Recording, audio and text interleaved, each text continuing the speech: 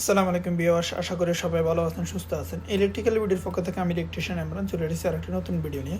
তো আজকে যেহেতু প্লাম্বার কাজ করবো, বলতে গেলে একটা ওয়াটার ফিল্টার লাগাবো, ফানির ফিল্টার, যেটা কিনা ফানির আয়রন রিমুভ করে এবং ফানিরগুলোকে সেকে পরিষ্কার করে আলহামদুলিল্লাহ নিচে দেয়। তো আমি প্রত্যেকটা মিটার অনুযায়ী আমি ফরমাস নিয়ে নিলাম।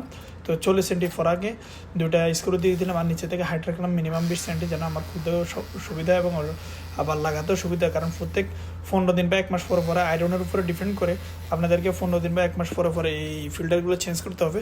তো দেখতেছেন, তো একলা নিজে নিজে কাজ করা লাগে, কেউ থাকে না সাথে আসলেই। তো 14 mm রয়্যাল প্লাগ এবং স্ক্রু দিয়ে আলহামদুলিল্লাহ লাগিয়ে দিব। কারণ ফ্রেমটা হালকা হতে পারে, কিন্তু আপনার যখন ফানি লোড হয়, ফানি লোড হওয়ার পর মিনিমাম এটার ওয়েট হয়ে যায় 40 থেকে 50 কেজির মতো।